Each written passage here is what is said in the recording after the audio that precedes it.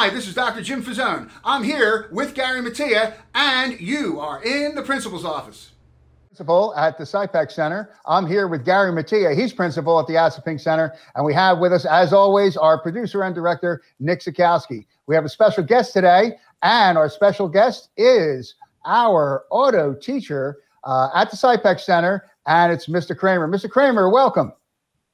Oh, thanks for having me, guys. Tell us a little bit about yourself before we even get to what the students are doing.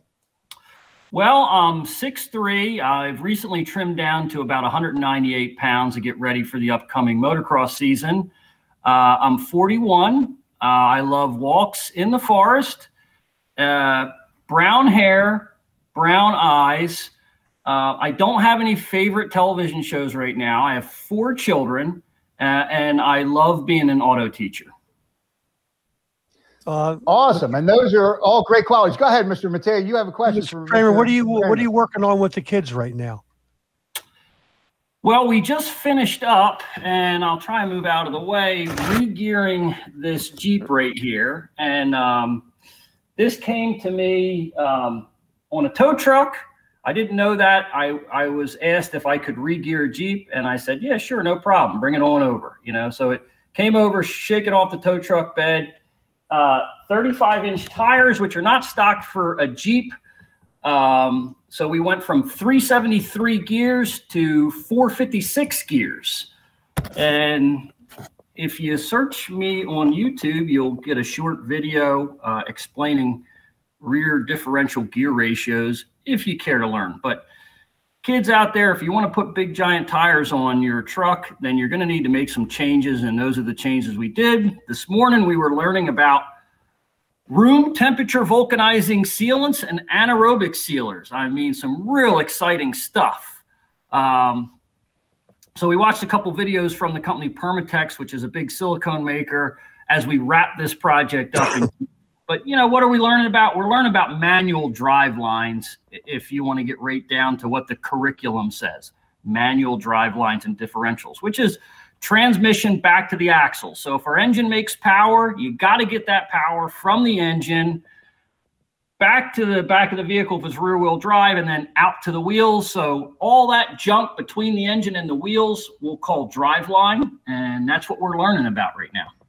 Thanks. Thank you, Mr. Cramer. So, Mr. Cramer, tell us, tell us that I know that typically we're a hands-on kind of a school district. Over Mr. Mattia, they're hands-on over at their all of the majors that they have and the crafts that we have. But we've been doing a lot of online teaching, and I guess people can even see through what you just explained how skillful you are at this. And I've seen your lessons, and tell us how that's been working. What's the silver lining to the cloud that we're teaching virtually now? When we do all the work in the shops, if you take a look at my hands, they're pretty beat up. And, you know, I'm 40 years old now, and they've been, you know, beating around in equipment for a while. But my students' hands just look fabulous. Not a cut on them. We haven't used any Band-Aids in the process of this class so far. And then often when we do something, and since they'll be using my hands to do it, a lot of times we're successful on the very first try, where if we were learning in person and hands-on, you would probably make multiple mistakes, struggle, probably break something, cost some stuff. But when we just bring in the 40-year-old tech hands and you're behind the screen, we a lot of times can nail this thing in one shot to perfection. Now, when you go out on the job and you don't have these suckers with you, you got your own, full disclaimer, they may not work the same way. But at the moment, things are going really good. Awesome. Are the students enjoying the class, Mr. Cramer? I think we have different levels of enjoyment, and what I try to do is not do the same thing all the time, because I know that you know, I know some things work with student A, but they don't work with student B, and maybe students out there are finding that same thing. Where in person, maybe we really enjoy consistency more. Virtually, consistency leads to monotony. And I think that leads to boredom. So I think that some students are enjoying the class. We've been incorporating music that I appreciate, and exposing students to some of that while we're breaking up, moving around in the shop. So we'd have to, maybe we could send a poll out on who likes the class and who doesn't. And one of the things I love about the YouTube videos I do are the comments. And you got to love the haters out there, because you read some funny comments.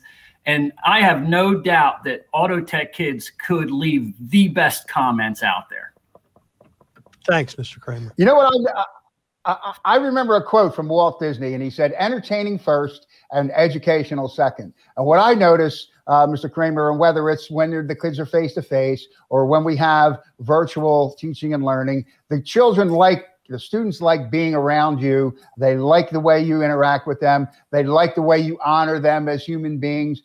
They like the humor. What are some of the tricks that you use to make the students like that class so much? Because I think they like Auto Shop and they like Auto Tech, but they also like being around you. What are some tips you might have for some other teachers? Well, my biggest tip right now, I think, and this is a big one, is cameras on is so important. Cameras on and faces in the screen. I can't tell you how important that is. And, you know, in the beginning of this, I didn't know how to take it, and I didn't want to impose, you know, intrude in somebody's life, because I know everybody's got different stuff going on at home. But now that, you know, virtually we know each other pretty good, and they've seen the inside of my house and the inside of my garage, and you see my face every day, you know, I joke with my students, you don't even have to put your makeup on to come on camera with me. You know, you can just roll natural. I don't care if you got bedhead, flick your camera on. I don't care if you have to get up and go make yourself a breakfast sandwich, or there's a baby crying in the other room and you got to do big brother duty and change a diaper. I don't care. I just want to see the camera on, and I want to know when you're there and when you're not there, because I want to ask you some questions to engage you. And all I'll say is, you know, how engaging am I right now? Right. Now take away the picture, and at least I got a picture up, but imagine I'm just a floating M for Michael. How engaging am I? And then you ask me a question, and on the other end is silence. So I think my class, and they may not want to admit this, but I think cameras on is the key to engagement. And a shorter amount of time, cameras on, facing the screen, engaging each other in conversation is worth way more than 10 times the amount of time with a bunch of letters on the screen talking to yourself, you know. And I'll joke around, hey, I talk to myself from time to time. Don't let this get out there that I talk to myself. But we've all been talking to ourselves as educators when we're talking to a screen full of letters. So my biggest tip would be for teachers and for students, hey, cameras on, and let's see some eyeballs and see whether you're engaged or not and who I'm talking to. And I think we're going to get a lot more out of our education if we can do that. Great idea, Mr. Cramer. Awesome. That is great. Mr. Cramer, and do we have any other questions? Well, I just wanted to ask, like, I'm automotively, what shall I say, declined. I don't know much about, like, do you do the simple things in automotive class? Do you teach oil changes and the simple upkeep of cars? And is that done in the class, just out of curiosity? Yes.